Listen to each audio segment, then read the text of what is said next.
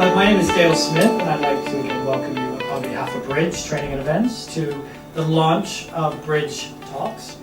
So I thank you all for coming, and I'll be very happy and grateful for your feedback at the end. So we're going to begin talking about creativity. So I wanted to do a little bit of warm-up of our mind before we move forward, and I'll introduce you to Simon, who's our guest speaker this evening. A little bit around power of the employee in innovation. So who are the experts in our business? Question to you. Who are the true experts in our organizations? People in the front line doing the job? Definitely agree with that. You know, people who are doing the job every day. It doesn't always have to be just in the front line, because for me, it's everybody. Everybody in the organization plays a part in innovation and creativity. But right from the shop floor, people doing the jobs every day, and the ideas that they come up with, and the new ways of working, all of that is what we call innovation. So I wanted this, before we begin to move into the creativity aspect, I just wanted to stretch our brains a little bit into what is true innovation? Where is it? How does it surround us? What is it responsible for? This here is what the brain looks like when it's creating a thought and an idea. It is one of the most fragile things that we can imagine ever creating. To the brain, it's like a little flicker of light, smaller than the smallest grain of sand, coming together as two things form to create a thought. And then through evolution, we begin to see more and more thoughts growing in our organization. And so that's what I want us to begin to think about, is what is the power of an idea, the power of thought, and who holds it in our organizations? Just to stretch our brains a little bit, because when I began talking about innovation, probably about 3 or 4 months ago, I started looking at the world slightly differently. I started looking at everything around me, from chairs to microphones to walls to clothes, and really began to look at that everything began as an idea in somebody else's brain. There is nothing that you have in your life, unless Earth has given it to us, that hasn't began as a flicker of light in somebody else's brain. And so how many flickers of light do we have going off every day around us? We focus so much on the things that we've lost in life, whether through war, famine, erosion. Most of the things we've lost never even got created, simply because somebody said it's not a good idea. Does anybody know who any of these people are?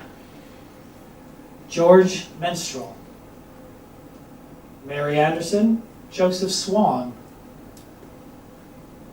Do you think they play a part in your lives every day? George created Velcro. He was walking through a field one day, and one of those little burrs stuck on his trousers and on his dog when he was coming back from hunting. And because he was a scientist, he began looking at that and saying, wow, these two things come together and create a stronger force. And from that, we now have Velcro. Windshield wipers. Mary, a woman of her time, when many people said, Mary, go back to the house, she stepped out and said, I've got an idea. And at a time when it was probably even harder to get those ideas across, she had power enough to say, I know how something else could be done better. And I was quite interested by this one. Joseph Swan actually created the first light bulb. He was an Englishman, dating back to the 1800s. Actually created the first one. It only lasted a few seconds, but it actually was the starting of what we have now as the modern day light bulb. All of these began as an idea. And within our organizations, we need to begin to harness these ideas and look at where are the true experts, sitting in the front line, finding new ways of working every day. and using that power to create engagement. Does anybody know who this person is? I knew you would know that, Matthew. I was saying earlier that if anybody was to get it, I know you would. Does anybody know what he's responsible for? Because one day I was standing at the base of the Shard, and I was thinking about innovation. He's the creator and the architect of the Shard. And as I stood there looking at this amazing building, I had to realize that that only began as an idea. As a flicker of light in somebody else's brain, we now have something like a Shard. But he's an architect, and because he is an architect, he has the ability to create schematics and drawings and put his vision on paper and then into the reality. But we're all architects. Every person in an organization has a form of being an architect. We're just architects in different ways. We're either architects on a shop floor, we're architects as leaders, but we're all constantly reinventing. So before I keep talking, I want you to think about what are some of your Shard moments. So you get a chance to meet everybody and I get some energy in the room before I continue. I'd like you to find somebody that's sitting near you that you don't already know and come up with some innovations that you think has changed our lives that we sometimes now just take for granted. Two of my favorite ones is the extendable dog lead. Of course that's a good idea. And I just have to ask, does anybody here own an electric screwdriver? I can tell you right now, everybody who put their hand up is smiling. It's like we have a special club. Why would anybody ever use an ordinary screwdriver when you could just go zzz, and putting a flat pack test together in minutes versus hours? But the person who invented the screwdriver, or the electric screwdriver, never said that they invented the screwdriver. They took an amazing idea and built on it. And that's really what we're looking at. So just have a quick meet with somebody in the room and find out one of the inventions in your life that you've been taking for granted up until now.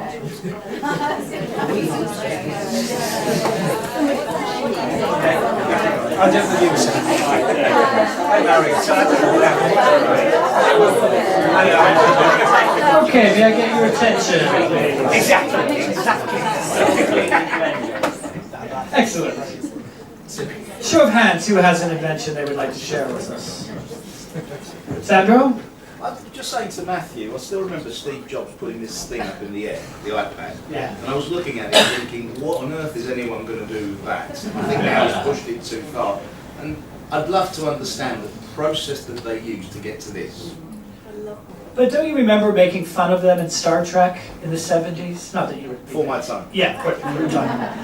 But I can remember looking at Star Trek when I was really young and thinking, that's just silly. Computers that you can touch and walk around with, that'll never happen. And somebody made it a reality. Excellent. Ian? I don't need to say anything. The pen. Who needs an iPad when you've got a ballpoint pen? We'll always need a ballpoint pen. Doesn't matter how good technology, but how we just take it for granted that someone thought that we need something to write with that doesn't run out for a long time. But the quill works. But you know, it wasn't easy enough. It wasn't easy enough. That's right. So, It's building on an idea. And it's not just accepting that what we have currently is the best it's ever going to get. Because we could say, the quill works. Why do I ever need a pen? My PC works. Why would I ever need an iPad? But that's not about how we begin to harness this information. Because some things work great. But how do we build on them and grow? Because that's really what we're talking about with innovation and creativity. It's not always creating something brand new. Sometimes it's taking an idea, either out of need or want, and making it better. I was just remembering something when you guys were chatting about the extendable dog lead. I do read interesting books. But I was reading because they had an extendable dog lead that didn't retract. But the real true inventor that gets acclaimed for it actually made the retractable one. Because he had a dislocated shoulder. And when his dog ran and it didn't retract, it dislocated his shoulder further. So he went away and said, well, this works, but how can I make it work better? And so therefore, sometimes things work great in our organizations. But by harnessing the power of innovation and creativity, that's how we create the next tomorrow. So, any other innovations? Yes? Toothpick. Toothpick. Yeah, very simple. Perfect. I think we all now need to Google and research who created the toothpick. I'm guessing that goes back a long way. And one more? A Yeah. selfie pole.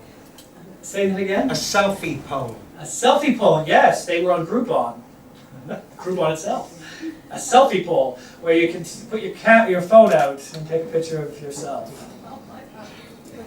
Hey, it's selling. It's making money. It's not a bad idea. So that's about how we need to begin to go out to our population more. Employee engagement is also about engaging our people, respecting their ideas, taking their ideas forward, and beginning to listen to them, because everybody is experts within our organization. And often we find new and creative ways of working. But what are the killers of this innovation? How do we kill innovation in our organization? Committees. Say again? Committees. Committees, People who don't like change.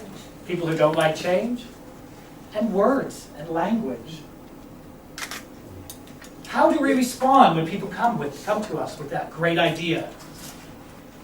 That one thing that they believe could make a difference. Because what true engagement is all about is respecting innovation, not stifling it. Creating a team that actually embraces change because they're part of it, not having change thrust upon them. But if people feel part of something, they actually join a movement. And that's really what we talk about with engagement and what we're looking at with culture and movement. It's about how we take our people forward as one team, but using the power of innovation, the power of ideas, because the number of times I've been confronted with these kind of things in both myself and in others, I assume it won't work, so therefore I don't try. How often have you said that to yourself? Oh, don't worry, they're not going to be there. I don't need to try. I'm too busy. I'll have to wait till later. There are two voices that exist in our team. One exists in your head, and one exists in your external. But they both speak the same language. Either the language of positivity and support, or the language of doubt. So when we actually begin to move forward with our innovation, it's how do we harness this power of our people? And that's really what we want to be looking at with the series that we're doing. Looking at various aspects of how we take change into our organization through experience, but also through openness. Because that's really what the power of innovation is all about. It's taking the energy that's already within our organizations and harnessing it differently.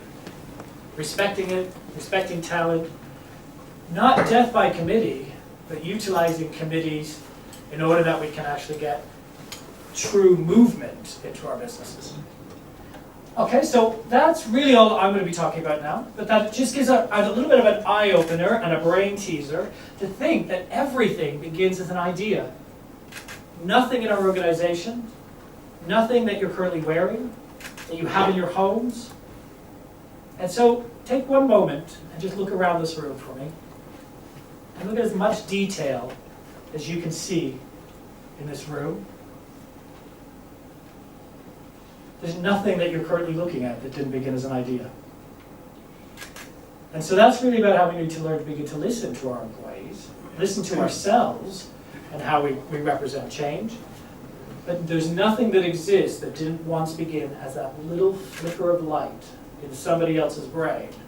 And by using the power of positive language, we're able to begin to harness that